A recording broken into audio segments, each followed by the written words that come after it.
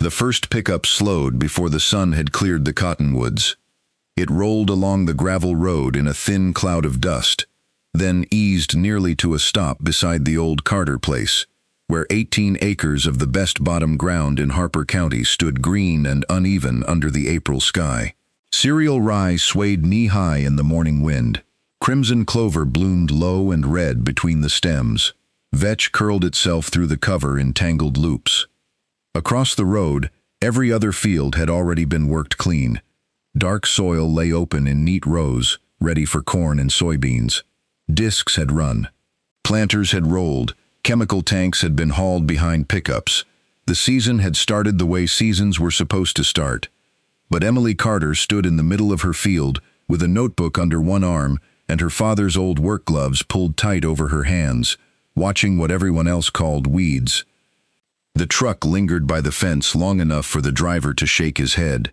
Emily did not look up. She knelt, parted the rye with 2 fingers, and pressed her palm against the soil.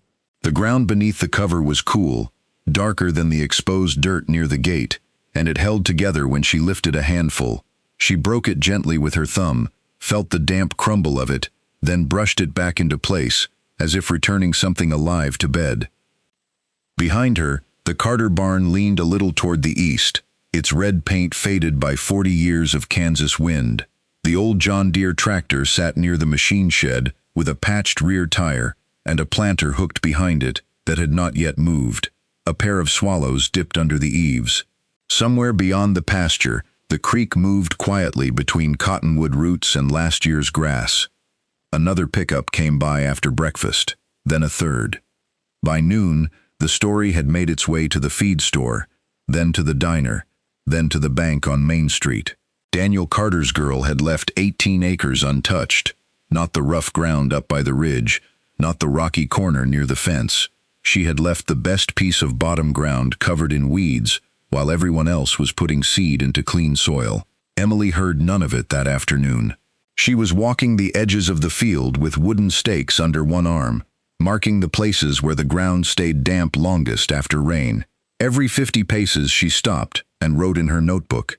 The wind lifted loose strands of hair from beneath her cap. Mud clung to the sides of her worn leather boots. At the far end of the field, near the low place where water used to run too fast after storms, she stopped and looked back over the 18 acres. It did not look like a crop. It did not look like a plan. It looked, to anyone passing on the road, like a young woman who had been handed a farm too soon and had already begun to lose it. Emily Carter was 18 years old that spring, though the winter had put more weight on her shoulders than age could measure. Her father, Daniel Carter, had suffered a stroke in January, just after a freezing rain glazed the gates and turned the yard to iron. He had gone down in the barn before dawn while carrying a bucket of feed, and by the time Emily found him, one side of his face had fallen slack, and his right hand would not close around hers. He survived, but the man who came home from the hospital was not the same man who had once lifted square bales 2 at a time and climbed onto a tractor before daylight without complaint. He moved slowly now. His speech came unevenly.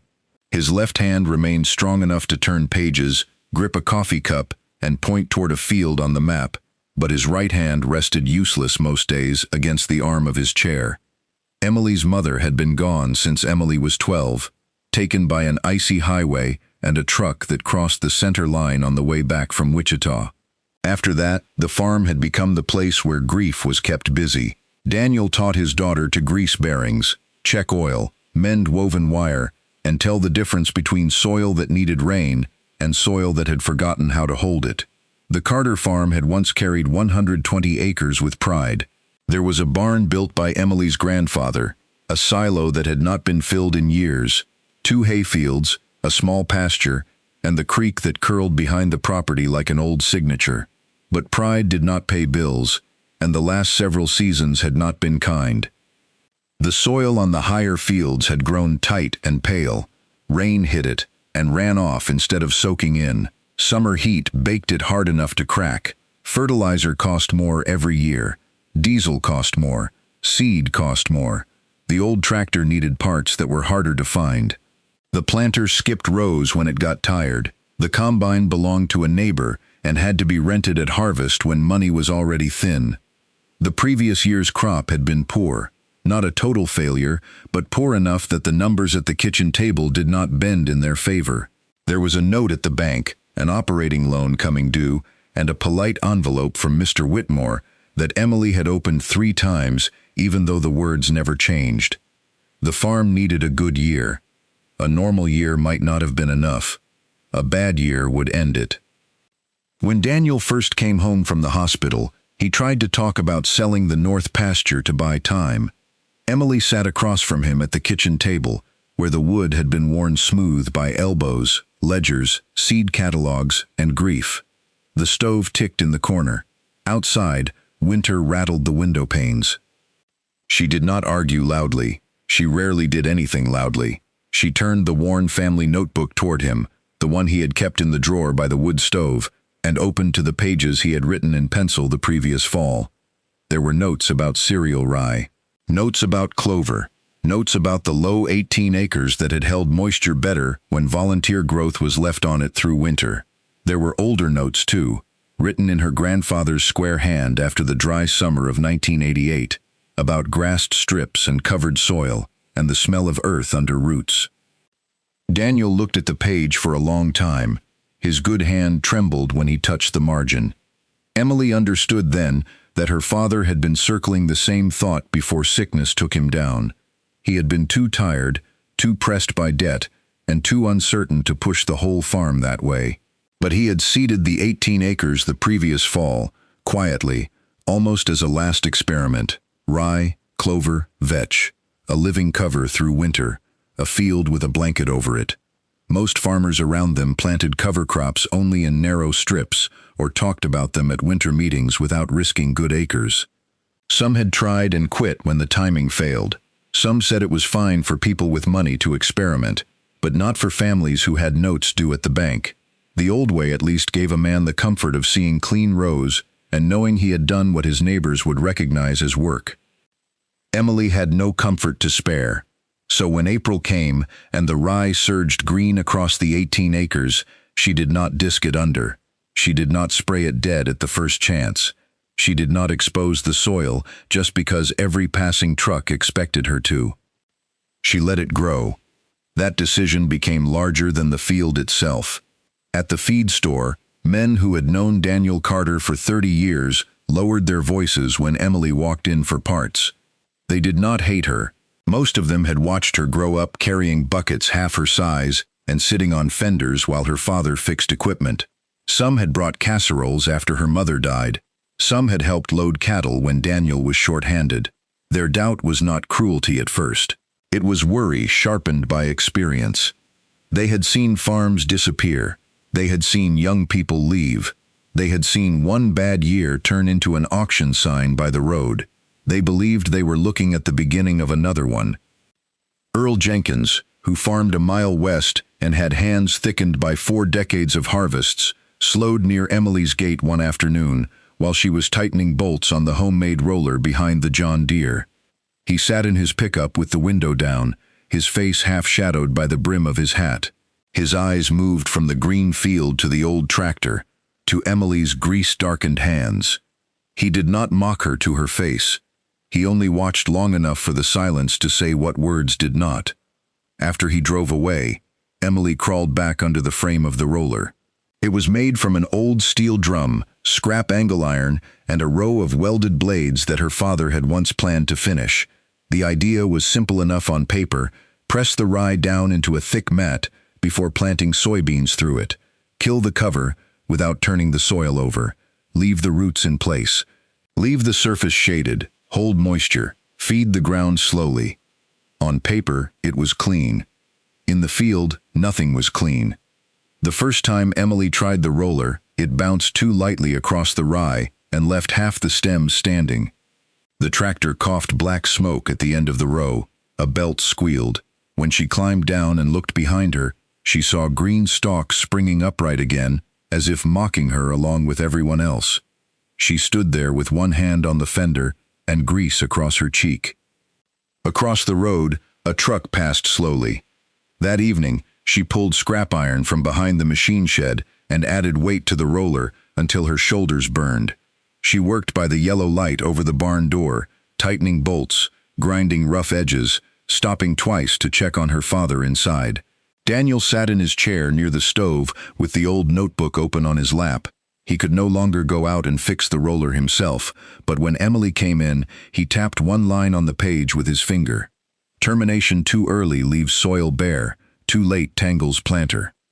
Emily read it twice. She carried the sentence to bed and slept badly. The first night Emily truly doubted herself came after the second pickup slowed by the field. She waited until the truck disappeared beyond the cottonwoods before she let the shovel drop from her hand.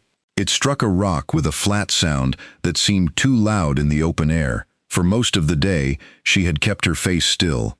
She had knelt in the rye, checked the soil, written numbers in the notebook, and pretended that the eyes from the road were no heavier than weather. But when the yard went quiet and the windows of the house turned gold in the evening light, the strength she had been holding in place began to loosen.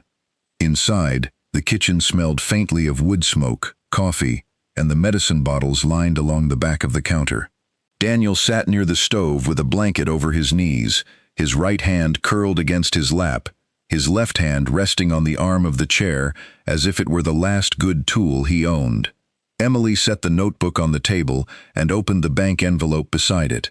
The paper had already been folded and unfolded so many times that the crease was going soft. She stared at the amount due until the numbers blurred. Outside the window, the 18 acres lay dark under the coming night, the rye moving in the wind like water. From the road, it looked careless. From the bank's ledger, it looked dangerous. From the kitchen table, with her father breathing unevenly beside the stove and the farm's name printed at the top of a debt notice, it looked almost unforgivable. Emily pressed both palms flat against the table. Her hands were cracked at the knuckles from cold mornings and grease, but they began to shake anyway. She tried to stop them by gripping the edge of the table. The shaking moved up her arms.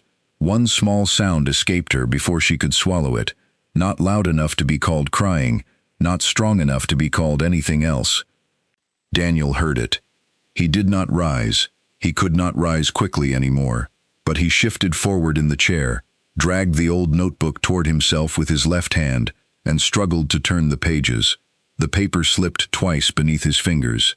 Emily wiped her face with her sleeve and reached to help, but he pressed his palm over the page, stopping her. His hand moved slowly down the columns of old writing until it reached a line written by her grandfather after another dry year, decades earlier. Daniel tapped the sentence once, then again, with the insistence of a man who no longer trusted his mouth, but still trusted what he had learned from land. Emily looked at the words. Covered ground waits longer. She read them until the room steadied. Daniel lifted his eyes toward the window, toward the field that everyone else saw as weeds. Then he looked back at Emily. His face had been changed by the stroke, one side slower than the other, but the look in his eyes had not changed. It was not pity. It was not blind faith. It was the hard, weary look of a farmer handing a tool to someone younger because his own hands could no longer hold it. That look hurt worse than the laughter. Emily closed the bank envelope and slid it under the notebook. She stood for a moment behind her father's chair, her fingers resting lightly on his shoulder, feeling how much smaller he had become inside his flannel shirt. Then she went back outside before the last light left the yard. At the field edge, she picked up the shovel again. The wind came cold across the rye. A truck passed on the gravel road and slowed, but this time, Emily did not look toward it. She drove the shovel into the ground, lifted a block of soil from beneath the cover, and held it close enough to smell the damp life still hidden there. She was afraid. That was the truth she did not write in the notebook. But fear, she was beginning to learn, could stand beside work without stopping it. The second pass with the roller worked better.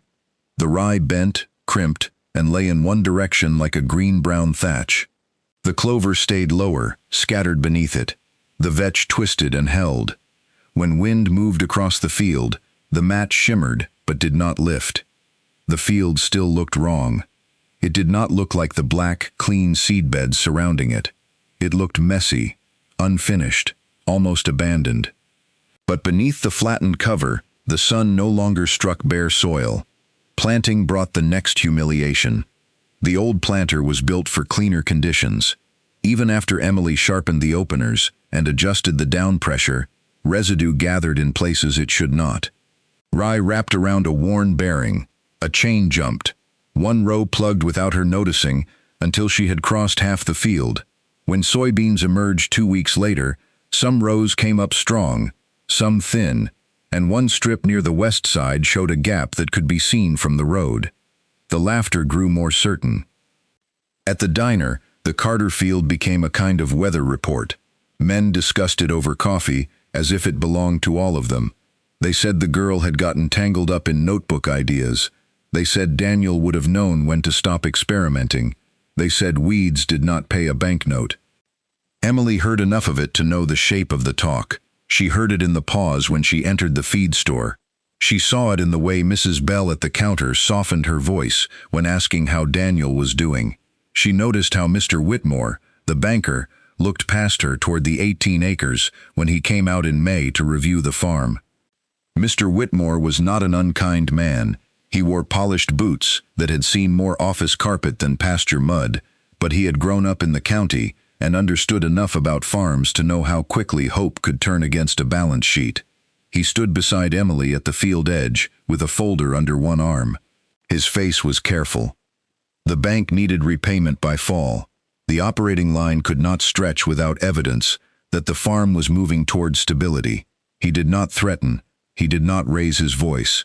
He simply showed her the numbers on a clean sheet of paper, clipped to a board that did not tremble in his hands. Emily's hands stayed in her jacket pockets. The rye mat rustled at her feet. After he left, she walked the field until dark. She found places where the soybeans had pushed through cleanly and places where the cover had been too thick. She marked them all. She dug with a hand trowel and compared the soil under the mat to the bare patch near the gate where equipment had turned. The covered soil was cooler. The bare patch had crusted after the last rain. She wrote that down too. Every failure became a note. Every note became an adjustment. Daniel became useful again in ways the town could not see. He could not climb onto the John Deere. He could not shoulder bags of seed or pull a stuck wrench loose with both hands. The stroke had taken the clean strength from his right side and left him with a body that frustrated him every morning. But the farm had never lived on strength alone, and Emily slowly discovered that her father still carried a map of the place inside him, more accurate than anything nailed to the wall.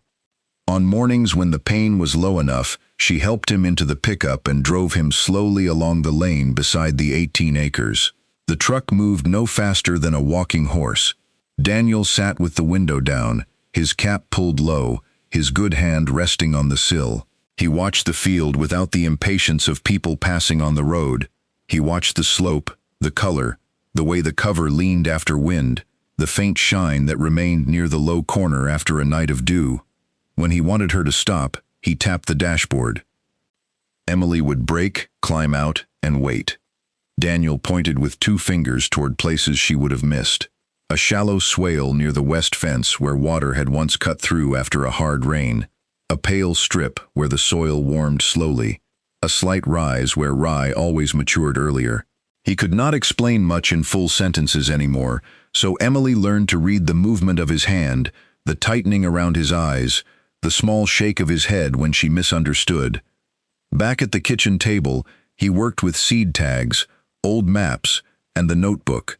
His left-handed writing was crooked now, large and uneven, each word taking effort. Sometimes he gave up halfway through a line and pushed the pencil away in anger. Emily never reached for it too quickly. She let the silence pass.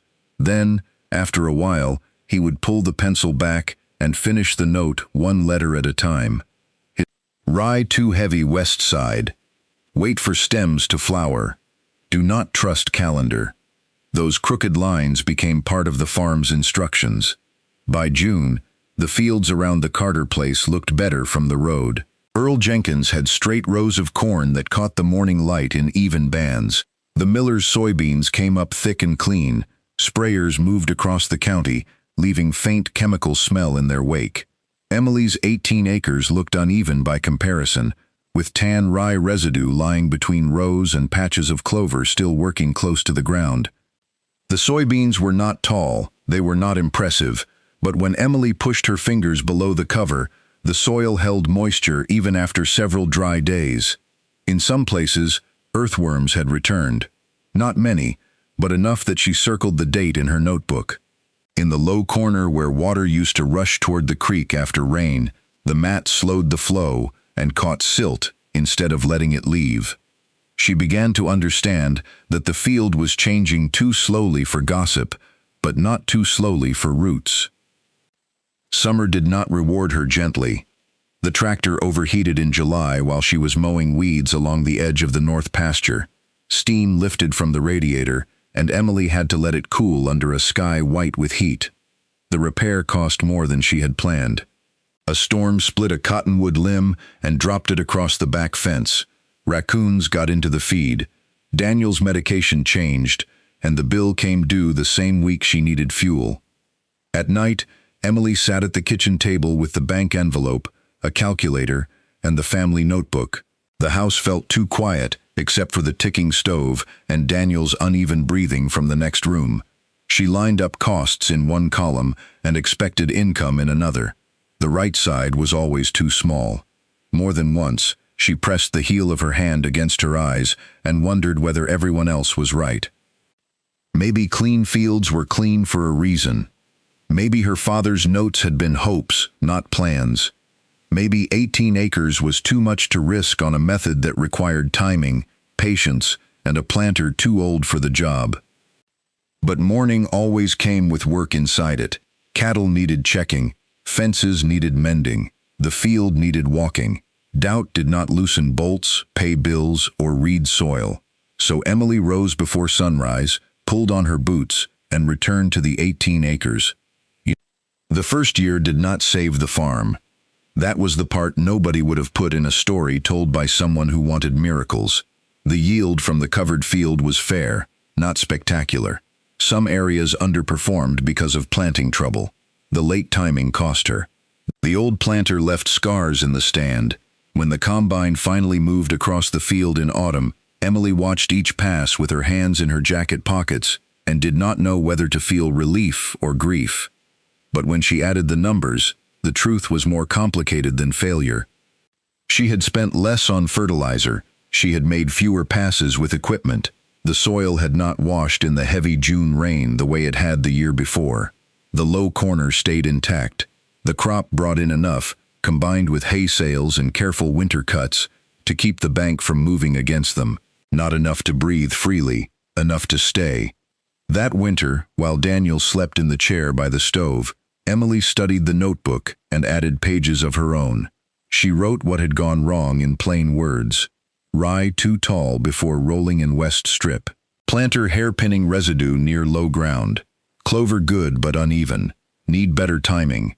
Need sharper openers. Soil cooler under cover. Plant later by condition, not calendar. She was 19 by then.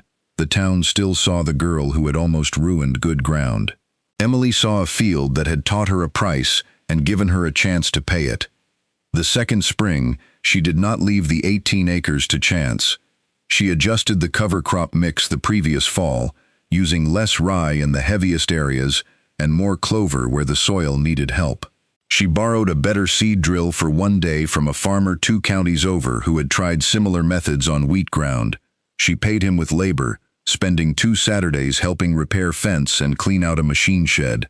She replaced 2 worn parts on the planter with money earned selling calves.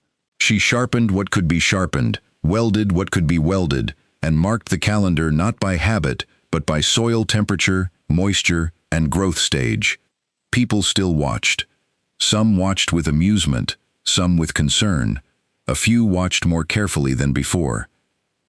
The second year did not announce progress in a way the town could admire. It arrived as a clogged planter box before sunrise. Emily had waited 3 extra days, ignoring the calendar pinned beside the kitchen door, because the soil under the rye still felt too cold at dawn. Earl Jenkins had already planted his west field, The millers had finished by Tuesday. At the feed store, a man had glanced at the seed bags in Emily's truck bed and then toward the gray sky with a look that said she was late again.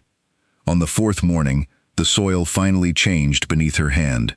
It no longer held the night cold like metal. It gave slightly when she pressed her thumb into it, and when she lifted a handful from under the flattened rye, it broke into crumbs instead of slick clods. She planted that day. The old planter fought her from the first pass. Rye stems gathered around the opener on row 3 and dragged like a dead rope. The drive chain jumped near the low corner. One seed tube plugged with damp residue, leaving 30 yards of empty ground before Emily noticed the difference in the sound. She stopped the tractor so hard that the engine coughed. Then she climbed down into the field, lay on her back under the planter, and pulled wet strands loose while dirt fell into her hair. By noon, sweat had darkened the collar of her shirt. Her gloves were torn at the thumb. A blister had opened under the tape around her palm. She could see pickup dust rising now and then from the road, and each time she heard tires slow, heat climbed into her face before anger could turn useful.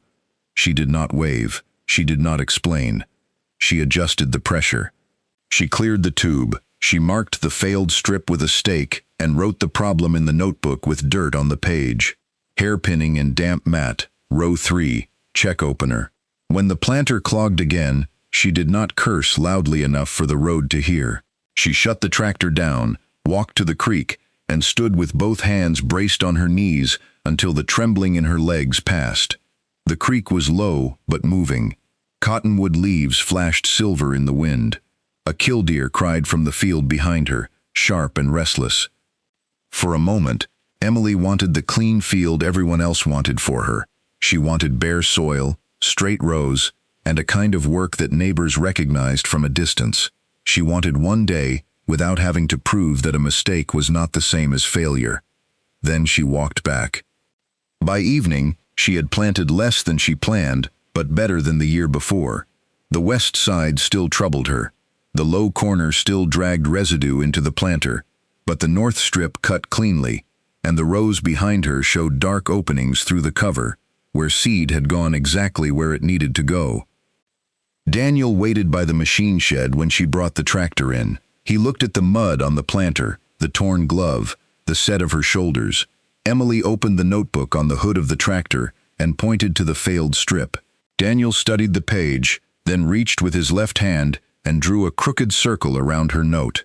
Beside it, slowly, he wrote one word: earlier. Not earlier on the calendar, earlier before the rye got tough, earlier before the stems became rope, earlier by watching the plant instead of the date. Emily stared at the word, then looked across the yard toward the field. The mistake was no longer just a bruise to carry, it had become an instruction. The next season, that strip would not fail the same way. When the soybeans emerged, the rows were stronger. Not showy, stronger. That was how Emily measured progress now. Not by whether anyone at the diner changed his mind. Not by whether a passerby understood what lay beneath the residue. Progress was a row that came up evenly where last year it had skipped. Progress was rain soaking in, instead of running brown toward the ditch. Progress was a handful of soil that smelled less like dust and more like something living. Through that summer, she learned the field inch by inch. Where the cover was too thick, she adjusted next season's seeding rate. Where the soil stayed cold too long, she waited before planting instead of forcing it. Where water lingered near the low corner, she shaped a shallow grassed path that guided overflow slowly toward the creek instead of letting it tear a channel. She did not call it engineering. She called it keeping water from leaving angry. The banker came again that July. Mr. Whitmore walked the edge of the field in clean boots that gathered dust by the time he reached the gate. He looked at the soybeans, then at Emily's notebook, then at the old barn. The farm was not safe yet. The debt still sat between them. He did not offer sympathy, as if sympathy could cover a payment. He rested his folder on the hood of his car and spread the papers with 2 fingers while the wind tried to lift the top page. Emily stood across from him with dirt on her jeans and a grease mark near her wrist. Mr. Whitmore pointed to the operating line, then to the due date, then to the smaller fertilizer bills she had kept clipped in order. His face remained careful, but his pen paused over the numbers longer than it had the year before. The field had not made him a believer, but it had made him hesitate. That hesitation bought Emily one more season. By fall of her 19th year, the 18 acres yielded better than the first year. Still not a record. Still not enough to make anyone rich, but the margin was improving. The soil test showed organic matter nudging upward, a small change that would have meant little to someone looking for quick proof. To Emily, it felt like a pulse under a thin wrist. Daniel smiled when she showed him the number. The right side of his face still did not move like it used to, but his eyes did. The third year was when the sky turned against the county. Emily was 20 that spring. Her shoulders had filled out from work, her hands had roughened. She no longer moved through the feed store like a girl hoping not to be noticed. She came in with a list, bought only what she needed, and left with a nod. Some still doubted her. Some still thought the Carter place was one bad season away from a sale, but fewer laughed openly. The cover on the 18 acres came in thick and steady that year. Emily rolled it at the right stage. The planter cut through better than it ever had.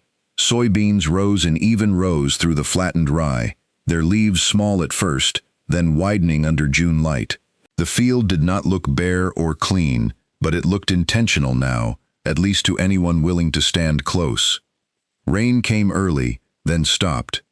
The drought did not arrive like a storm. It arrived by subtraction. First, the mud disappeared from the shaded place beside the barn. Then the grass along the fence lost its spring and stayed bent after Emily stepped on it. Then the creek, which had always kept a little voice even in summer, lowered itself between the stones until its sound became something a person had to lean close to hear. The sky remained bright and empty. Morning after morning, Emily woke before dawn and listened for rain that was not there. No soft tapping on the tin roof, no dripping from the gutters, no smell of wet dust lifting from the yard. Only the dry rasp of wind against the screens and the old house settling around her father's uneven breathing. By June, the county had begun to change color. Pastures dulled from green to gray-green, then to the brittle yellow of old straw. Corn leaves across the road folded inward at midday until the fields looked narrow and sharp, as if each plant were trying to hide from the sun. Bare soil opened in cracks wide enough to catch a boot heel. When pickups passed, dust did not settle quickly behind them. It hung in the air and drifted over the ditches, over the mailboxes, over the Carter yard, coating the porch rail in a powder fine as flour. At the feed store, men no longer laughed about Emily's field. They stood with seed caps pushed back and watched the weather radar on a small screen behind the counter, where green clouds appeared over counties far away and broke apart before reaching Harper County. No one had much to say. Worry made people economical with words. Emily carried that worry home in the passenger seat like another bill. By the middle of July, in Emily's third year, the heat no longer felt like weather.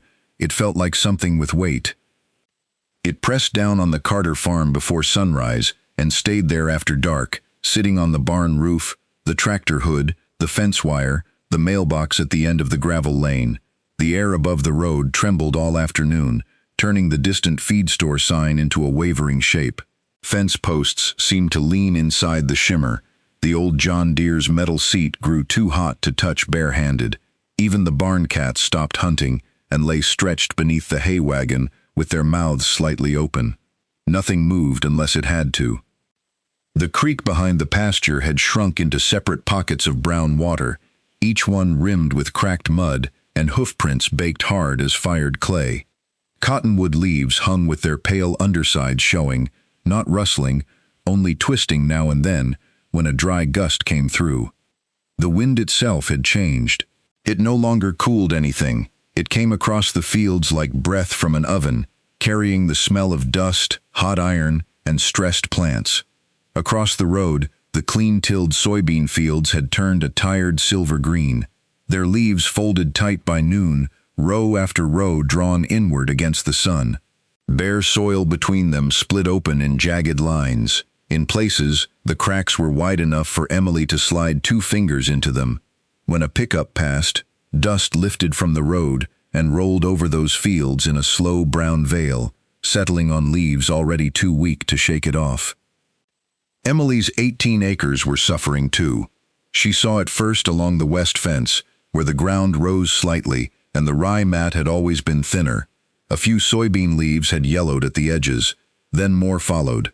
By the 3rd week without rain, the plants there held themselves stiffly, as if one careless touch might break them. By the 4th week, some pods had stopped filling. Every morning, Emily walked the rows before the sun cleared the silo. Every morning, she told herself not to look only at the damage. But fear had a way of choosing where her eyes went. It pulled her toward the burned edges, toward the curled leaves, toward the places where the field looked most like everyone had warned it would. One afternoon, the heat became so hard that even the cicadas fell silent. Emily stood at the gate with her hat low over her brow, watching waves rise from the field. The rye residue between the rows had faded from straw gold to a dull gray, flattened tight against the earth. It looked dead. It looked used up. It looked too thin to save anything. She stepped into the soybeans. Dust clung to her boots. Dry leaves brushed against her jeans with a brittle whisper. Each row seemed longer than it had in spring.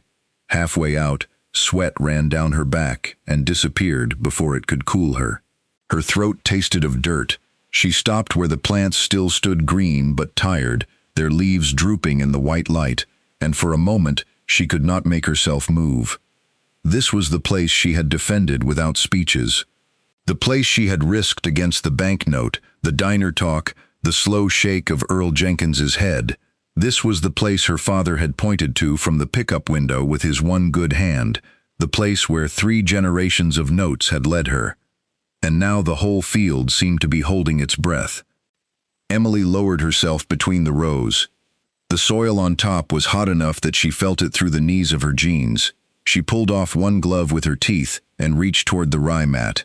The flattened stems were dry and rough, crackling under her fingers.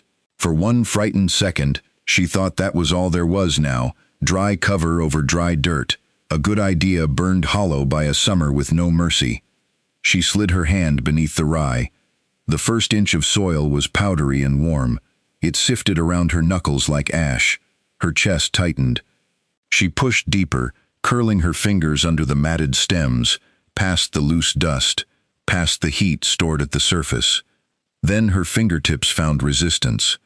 Not mud, not wetness enough to celebrate, but a darker, cooler layer that held together when she pressed it.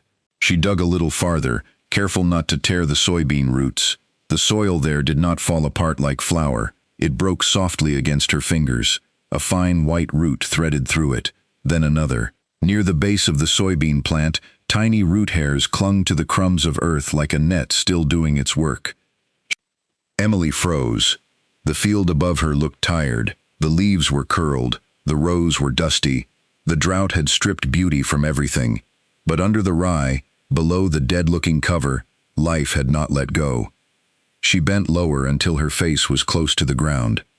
Beneath the dry smell of straw and dust, there was something faint and almost hidden, the cool mineral scent of soil that had not fully died.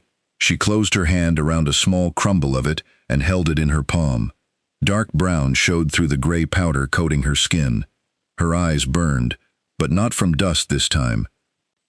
Emily stayed on her knees between the rows, one bare hand buried under the rye mat, the other pressed against the hot ground for balance. The sun beat against her shoulders. Sweat slipped down her temple. Out on the gravel road, a truck passed slowly, but she did not lift her head. For the first time in weeks, she was not asking the sky for proof. She had found it under her own hand. Daniel insisted on riding the field lane in the pickup even when the heat made his face gray. Emily drove with the windows down because the air conditioner had failed 2 summers earlier. Dust came in and settled on the dashboard. At the low corner, Daniel tapped for her to stop. He looked across the covered ground for a long time. The rye residue lay flat and faded, no longer green, but still shielding the soil. Between the rows, Soybean leaves hung tired but alive. Across the road, Earl Jenkins' lower field had taken on a blue-gray cast that Emily knew meant trouble. Daniel lifted his left hand, palm down, and held it there over the open window, moving it slowly as if smoothing a blanket. Emily understood. The field was holding because it had been covered before anyone knew it would need protection. That knowledge did not make the waiting easier. By late summer, the heat entered everything. It warmed the water in the hose. It turned the metal gate latch painful to touch. It made the barn smell of dust, oil, and old hay. Emily's shirt dried stiff with salt by noon.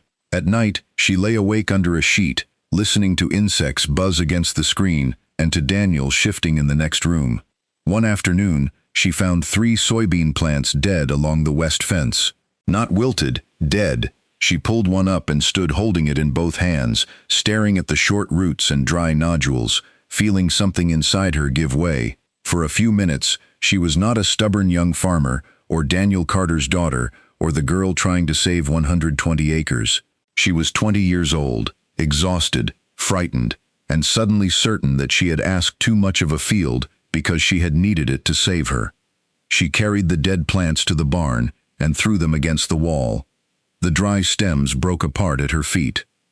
Then she covered her mouth with both hands, not because anyone was there to hear, but because the sound rising in her throat scared her. She stayed that way until the anger drained into shame, and the shame into a tiredness so deep she had to sit on an overturned bucket. Daniel found her there later. He had walked from the house with his cane, slow and uneven, stopping twice in the yard before reaching the barn. The effort had left sweat along his temples. Emily stood quickly when she saw him, but he waved her back down with his good hand. He lowered himself onto an old crate across from her. For a while, father and daughter sat among the smell of dust and machinery, with the dead soybean stems scattered between them. Daniel leaned forward, picked up one broken plant, and turned it in his left hand. Then he pointed through the open barn door toward the field. Not to the dead edge, farther in, to the rows still standing.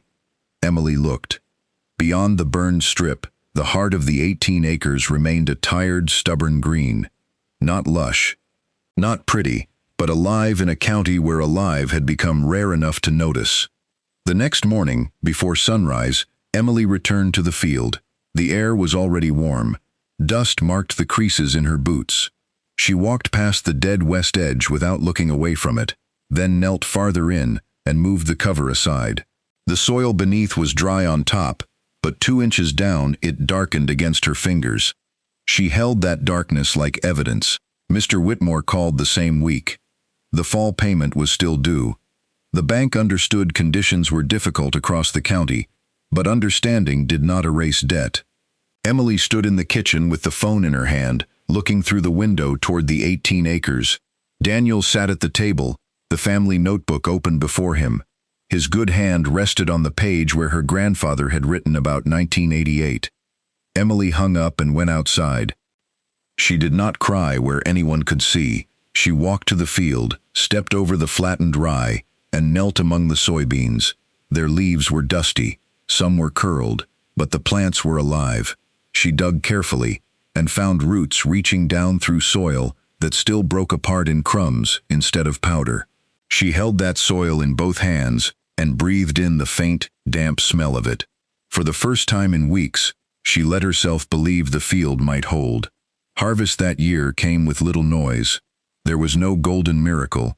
No sudden storm arrived at the last minute to rescue the county. No stranger appeared with money. No viral video changed the Carter name. There was only a combine moving through tired fields, one pass after another, separating what had survived from what had not. Around Harper County, yields fell hard.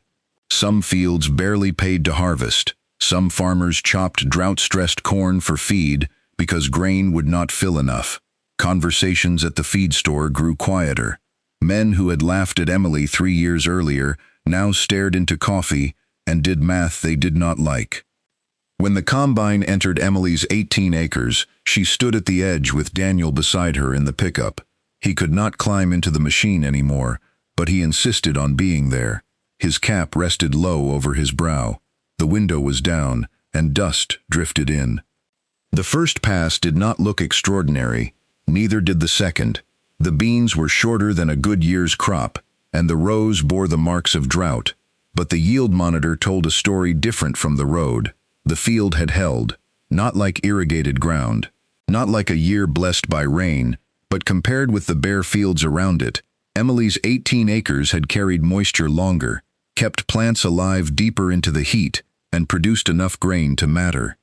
Emily rode the final pass with her hand braced against the cab window. The soybeans fed into the header short and dusty. The plants were smaller than she had hoped. The yield monitor flickered, settled, rose, fell, then rose again. She watched it without blinking, afraid that hope itself might disturb the numbers. The field was not giving a miracle. It was giving what the cover had protected, what the roots had reached, what 3 years of mistakes had taught the soil to hold. When the tickets were counted and the costs were subtracted, the truth became impossible to laugh away. Emily's yield on those 18 acres was the best dryland soybean yield in their immediate area that season. More important, her expenses had been lower, fewer passes, less fertilizer, less fuel, less loss from runoff. The field did not just produce, it produced with a margin wide enough to make the bank payment that had hung over the Carter kitchen like a storm cloud for 3 years. 18 acres of weeds, as the town had once called them, became the 18 acres that kept the Carter farm out of foreclosure. The news moved differently than gossip had. It traveled first through elevator tickets, then through the county agent, then through the quiet arithmetic of men who understood costs better than compliments. Nobody stood on Main Street and announced that Emily Carter had been right. Rural respect rarely arrived that way. It came in small gestures, in longer pauses, in questions asked without smirks. The county agent returned after harvest and walked the field with Emily. He crouched where the cover residue had thinned and lifted a handful of soil. He broke it open, looked at the roots, and then looked across the road at a field where wind had already begun to move loose dirt into the ditch. His expression changed not into amazement, but into recognition. Mr. Whitmore came to the farm in November. His truck stopped by the house instead of the field. Emily met him near the porch, wiping her hands on her jeans. Daniel watched from inside through the screen door. The banker had papers with him, but they were not the kind that emptied a house. The bank would renew the operating line under better terms. The payment had been made. The risk, he noted in his careful way, looked different now that there were 3 years of records behind the method. Emily signed where she needed to sign. There was no speech, no victory shouted across a desk. She simply held the pen steady and wrote her name. A week later, Earl Jenkins came by near sunset. He parked by the gate and stood for a long while looking over the 18 acres, now covered again with young green growth seeded after harvest. The sky behind him was pale orange. His hands rested on the top wire of the fence. Emily was carrying a coil of hose back toward the barn when she saw him. He did not offer a long apology. He did not need to. He asked about the rye rate, the rolling date, and how she kept the planter from plugging. His voice was the same rough voice it had always been, but the doubt had gone out of it. Emily answered plainly. She did not make him feel small. She did not remind him of the trucks that had slowed on the road or the laughter that had moved through town. She told him what had failed first, what she had changed, and what she still had not figured out. Earl listened with the seriousness of a man learning something from a place he thought he already knew. Before he left, he looked at the field once more and gave a single nod. That nod stayed with Emily longer than praise would have. The following spring, a narrow strip of rye appeared on Earl Jenkins's west field. Then the millers left a cover strip near a slope that had washed for years. Another farmer asked the county agent about seed mixes. Not everyone changed, not all at once. Some still preferred bare ground and straight rows. Some said Emily's method would not work everywhere, and they were right. Land had to be listened to acre by acre. But the laughter faded. The Carter farm did not become rich. It became steadier, which in farm country was often the greater miracle, because it was not a miracle at all. It was bills paid on time. It was machinery repaired before it broke in the field. It was soil tests moving slowly in the right direction. It was a creek running clearer after storms because less dirt was leaving home. It was Daniel sitting on the porch in the evening, watching his daughter cross the field with the same notebook his father had once carried. Emily kept writing in that notebook. She wrote rainfall totals, planting dates, mistakes, costs, soil temperature. Which section held moisture longest, which cover mix worked after soybeans, and which one left too much residue for the old planter. She wrote down the drought year in careful detail, not as a legend, but as evidence. She knew memory could become too generous if numbers were not tied to it. By the time she was 21, the 18 acres no longer looked like neglect to the people who passed by. In early spring, the green cover was expected. In summer, the residue between rows no longer drew laughter. In fall, neighbors watched the yield reports with interest instead of amusement. The field had become part of the county's understanding, not because Emily demanded it, but because it had endured long enough to prove itself. Daniel's health never fully returned. Some mornings were harder than others. His right hand remained weak, and his walk stayed uneven. But he lived to see the banknote reduced, the barn roof repaired, and the Carter name remain on the mailbox at the end of the gravel lane. One evening after harvest, Emily found him on the porch with the notebook open across his lap. The sun was low behind the silo. The 18 acres lay beyond the yard, covered again for winter, green against the fading brown of the season. Daniel had turned to a page where his father had written about the old dry year. Beneath that, Daniel had once written his own trial notes. Beneath both, Emily had added hers. 3 generations of handwriting rested on the same paper. Emily sat beside him without speaking. The wind moved softly through the cottonwoods along the creek. Somewhere in the barn, a chain tapped against a gate. The old John Deere, patched and imperfect, waited under the shed for another season. Across the road, a pickup slowed. This time, it did not slow because the driver was laughing. It slowed because the field was worth looking at. Emily watched it pass, then turned her eyes back to the 18 acres. She knew the farm would still ask hard things of her. There would be more droughts, more bills, more breakdowns, more seasons when the sky gave too much or not enough. Keeping land was not a single victory. It was a long agreement between a person and the soil, renewed every morning with work. But the farm was still there. The barn still stood. The creek still moved. The kitchen table still held the notebook. The 18 acres that everyone had called weeds had become the ground that taught a town to look twice before judging what it did not understand. Emily Carter had not saved her family farm by luck.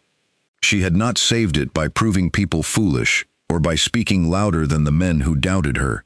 She saved it by kneeling in the field when others drove past, by listening to soil through her hands, by learning from old notes and new failures, by changing what did not work and keeping what did. They had laughed when she left 18 acres covered in weeds. But when the drought burned every field but hers, the laughter dried up before the soil did, and in the quiet that followed, respect took root.